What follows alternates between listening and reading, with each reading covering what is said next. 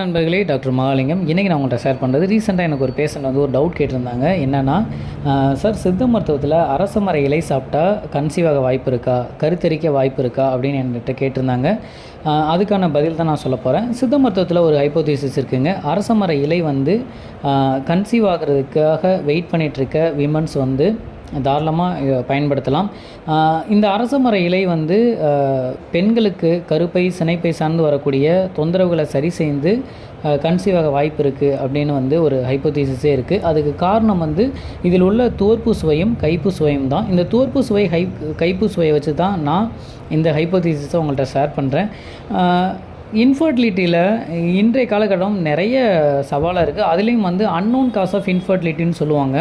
இந்த unknown cos of இன்ஃபர்டிலிட்டியில் வந்து பார்த்திங்கன்னா, விமன்ஸுக்கு வந்து எல்லாமே அவங்களோட கருப்பை சினைப்பை எல்லாம் நார்மலாக இருக்கும், அவங்க ப்ளட் ரிப்போர்ட் எல்லாம் நார்மலாக இருக்கும், அவங்களோட ஹார்மோனல் ஸ்டேட்டஸ் எல்லாமே நார்மலாக இருந்து, ஆண்களுக்கான விந்தணுக்களுடைய பரிசோதனையில் அதுவும் செமன் அனாலிசிஸும் நார்மலாக இருந்தும் சிலருக்கு வந்து கன்சீவ் ஆகிறது வந்து தாமதமாயிட்டே இருக்கும். ஸோ அவங்களுக்கு எல்லாமே இந்த மாதிரியான அரச மர இலை சார்ந்து ஒரு மருத்துவ சிகிச்சை எடுத்துக்கிறது ரொம்ப நல்லா இருக்கும். கண்டிப்பாக கன்சீவ் ஆக வாய்ப்புகள் நிறைய இருக்குது. இன்ஃபர்டிலிட்டியில் இன்றைய காலகட்டத்தில் விமன்ஸ் வந்து ஃபேஸ் பண்ணுற க்ரைசஸ் வந்து ரொம்ப அதிகம். அதுவும் முக்கியமாக ஓவுலேஷன் டிஸார்டரில் தான் நிறைய ஃபீமேல் இன்ஃபர்டிலிட்டி வந்து நம்ம இன்றைய காலகட்டத்தில் பார்க்குறோம். இதுக்கு முக்கிய காரணமே நேரடியாக ஹார்மோனல் பற்றாக்குறை தான். அதை ஹார்மோனல் பற்றாக்குறையை நம்ம சரி செய்யும் போது அந்த ஓவுலேஷன் டிஸார்டர்லேருந்து அவங்க ரெக்கவரி ஆகி கன்சீவ் ஆக வாய்ப்பு இருக்குது. ஒரு சிலருக்கு டியூபல் பிளாக்னால, ஒரு சிலர் வந்து ஏஜ் அதிகமாகி கன்சீவ் ஆகணும்னு வெயிட் பண்ணிகிட்ருப்பாங்க. மோர் தென் 35க்கு மேலே. தென் லைஃப் ஸ்டைல் சேஞ்சஸ் வந்து ஒரு மால் நியூட்ரிஷனாக இருக்கிறது, அண்டர் வெயிட்டாக இருக்கிறது, ஒபிசிட்டியாக இருக்கிறது, முக்கியமாக கருப்பை சினைப்பை நோய்களான endometriosis, then fibroid uterus, PCOS, pelvic inflammatory diseases, இந்த மாதிரியான காரணங்கள் கூட இந்த கருத்தரித்தல் தாமதப்படுத்துது. ஒரு சிலருக்கு அன்எக்ஸ்பிளைனட் இன்ஃபர்டிலிட்டின்னு சொல்லக்கூடிய லூட்டியல் ஃபேஸ் டெஃபிஷியன்சினால், ப்ரோலாக்டின் லெவல் ரொம்ப அதிகமாக இருக்கனால, இம்யூனாலஜிக்கல் காசஸ்னால கூட சில நேரத்தில் இன்ஃபர்டிலிட்டி வருது. தென் சைக்காலஜிக்கல் காசஸ் மெயினாக இன்றைய காலகட்டத்தில் நிறைய பேச நம்ம பார்க்குறோம்.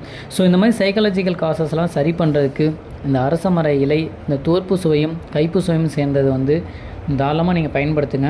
இதை ஏன் நம்ம சொல்கிறோம் ரிப்பீட்டாக அப்படின்னா, இந்த அரச மர இலையில் அப்படி என்ன தான் இருக்குதுன்னு பார்த்தீங்கன்னா, இதில் நிறைய ஃபைட்டோ கெமிக்கல்ஸ் இருக்குதுங்க. வந்து காக்டோன், டேனின், ஃபினால், ஃப்ளேவனாய்ட்ஸ், இந்த மாதிரியான நிறைய அந்த ஃபைட்டோ கெமிக்கல்ஸ்லாம் இருக்கனால இந்த பெண்களுக்கு சூலகத்தில் உண்டாகக்கூடிய அந்த கோளாறுகளை சரி செய்கிறதில் பயன்படுறதா இந்த ஹைப்போதீசிஸை நான் ஷேர் பண்ணுறேன்.